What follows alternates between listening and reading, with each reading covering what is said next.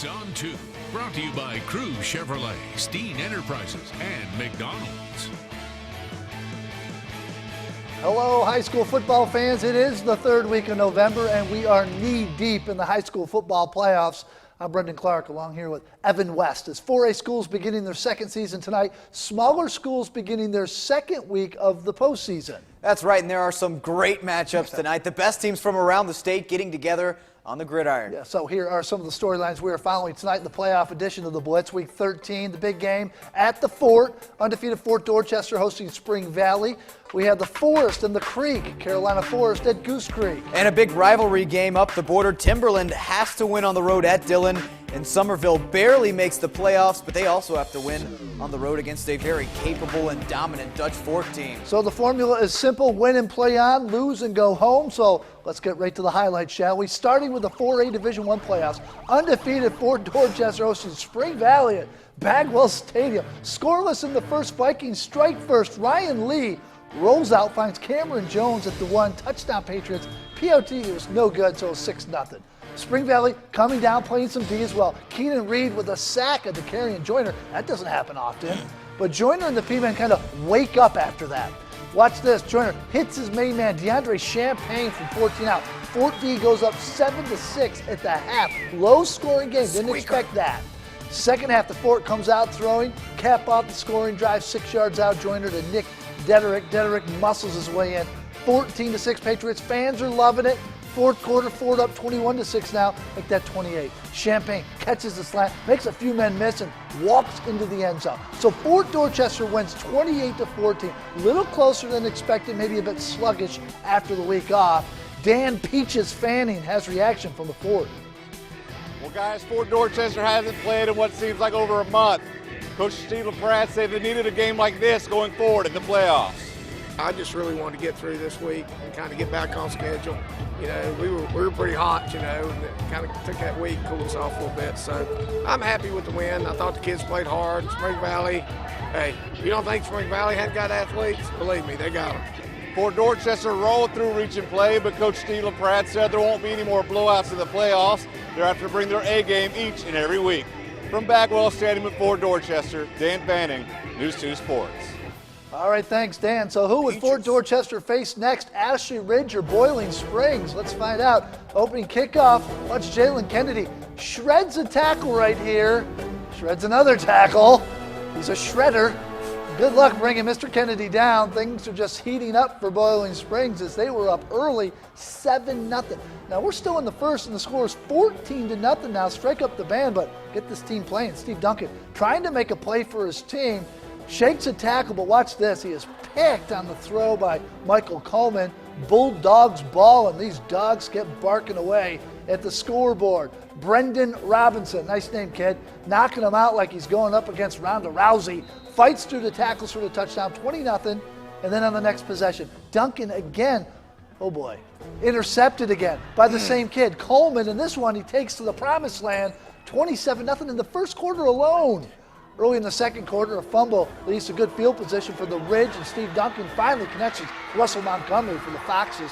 First touchdown of the game, but you know what? These touchdowns came way too late. Boiling Spring wins an upset, 48-28, and they will face Fort Dorchester next week, so there's no rematch between Fort Dorchester and Ashley Ridge this season. Evan?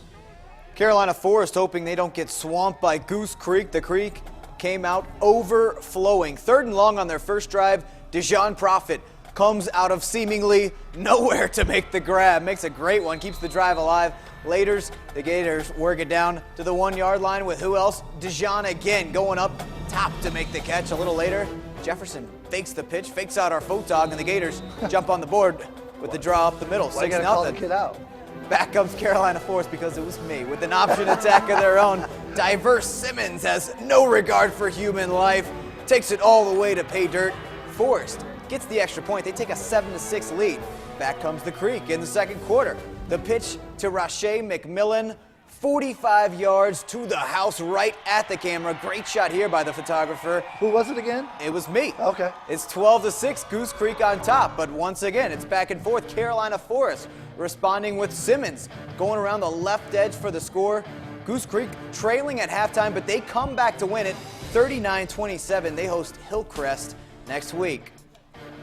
Somerville managed to make the playoffs this season. Their reward, a tough game at the top seed, Dutch Fork, with John McKissick there to take it all in. Somerville using their third quarterback of the season, Krishan Jackson, a converted wide receiver. He can still run, though. Goes 59 yards to give the Green Wave a 7-0 lead. Later, it's more Krishan. What do? You dial up the same play. Let's keep it, Krishan. So when is Dutch Fork finally going to learn? I don't know. Here comes Krishan. Will he take it all the way? Well, they do get him in the secondary, so here it goes again. So Krishan trying to make it 14-0. He keeps the snap, but he's not going in. Dutch Fork finally learns, makes him pay. All right, so this game was tied at 37 with 11 minutes to go, but Dutch Fork ends up taking care of business, 51-37 over Somerville. It is a big night west of the Ashley River. Not only did the Wildcats make the playoffs, only their second time to do so by winning enough games, but they are hosting a playoff game for the first time in school history. Kind of a big deal, Real Brendan. big deal. Yeah, Dorman had to make the trip down I-26 to Wildcat Stadium. Even New Charleston Mayor-elect John Tecklenburg in the house, on hand to deliver the game ball. Both teams fired up for this one tonight. Wildcats facing a 3rd and long. You give it up, this quarterback right here, Justin Berry. He's been great all season. Takes it up the middle for a huge Wildcats first down. Keeps the drive alive, and it sets up a little trickeration. Bobby Marion loves to draw up those wrinkles. The old hook and ladder. Berry to Hicks to Holmes, who takes it inside the 5-yard line. Wildcats in business, looking to score. Here the pitch to Dexter Freeman, who fights his way across the end zone for 6. Dorman comes right back, though. You can't count those guys out. So here they come. Colin Hill to DeQuan Green. Picks up a nice first down for the Cavaliers. Brought down right there, and then it's Hill to Tyreek Long, who finds a little hole there and goes untouched all the way to the end zone. He's fast. We are tied up. Wouldn't stay that way much longer, though. It was close at the half, but Dorman runs away with this one in the second half. 57-27, the final. Hey, Cane Bay not lucky enough to get home field advantage, and the Cobras made the long trip up the west side tonight. The 14th seed, not really expected to put up much of a fight against the 3rd seed, but they did big time. But can't make mistakes, can ya? Nope. They made a mistake there in the secondary. He gets popped, but he goes in. This game was close the entire way. At one point, it was 17-14, but Westside ends up pulling away at the very end as they end Cane Bay's season, winning it 31-21. Westside for life. Yeah, if you know Low Country football, well, you know this next one is a big rivalry. Timberland and Dillon. The Wolves, though, had to go north to south of the border if they wanted to play on. So here we go, 2A playoffs. The Wolves just 1-7 all time against these guys. They are snake bit. Wildcats up big at the half after the break. They don't slow down. Jamison Chapman on the carry right here. Just giving a little stiff arm right there. Makes a few moves, gets the Wildcats down outside the 10-yard line. Then Dillon comes up with a little trickeration, if you will. Quarterback Avery McCall going to give it to Diaz with Alexander, but Alexander drop backs the throw, finds McCall, back to him wide open on the right side. That looked like the Gamecocks from last week, right? Dillon takes a 42-6 lead. Wolves won't go away. We're still in the 3rd quarter. Hard work from the quarterback, Daniel Robinson. Been a workhorse all season long. See some open space, takes off. Brought down inside the 5, and Timberland would eventually push it in. Wolves make it a game, kind of, 42-14. But Dillon's offense strikes again. Chapman straight up the middle. Wildcats up 49-14. And that would be about the ball game right there as Timberland sees their season end yet again to Dillon. 49-21 is your final. In the 1A ranks, Baptist Hill would have to win their 2nd straight road game on the road at C.E. Murray. They were presented with a $12,000 check from the Carolina Panthers for flood relief. Darius Rush was inspired. The quarterback keeps it, takes off, weaves and wills his way down.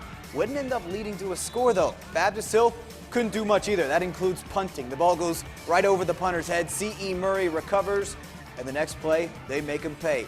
Isaiah Odom makes quick work of this one, scores the game's first touchdown to give C.E. Murray a 6-0 lead. Nearing the end of the half, that's Latrell Johnson doubling it up. 55-6, C.E. Murray wins. They play Lakeview next Friday. Staying in 1A football playoffs, Cross at Lakeview You tonight. kind of gave it away, buddy. All right. Opening kickoff. Cross starts it off with a big play. Raquan Jefferson makes a few guys miss. Looks like he might break free. but he's caught at the ankles. Not that fast, buddy. Big gain for the Trojans, but they can't make anything happen. Lakeview gets the ball back, and the Gators answer with a big play of their own. Defon Bethea on the handoff, sees some open field on the right side, and he is off. Gets the Gators inside the red zone, and then they give it to their workhorse, Tyshawn McDaniel, to finish it off. Choo! Diving in for the score. Lakeview takes a 6-0 lead. Second quarter, Cross fires back with another big play. This time over the top to Devin Stinson, who makes a nice catch. Nice miss, son. But Cross finds themselves facing a 4th down. So what do you do here?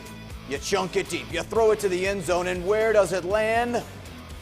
Well, it lands in the grass. That will not be a touchdown. Lakeview ends up winning this one 14-6 over Cross. And that game was an overtime final. So some great highlights from Week 13. Some of our teams still playing, some are not. More games from around the Low Country. We'll check in with Georgetown, Lake Marion, and Andrews after the break. Stay with us. You're watching the Blitz on 2.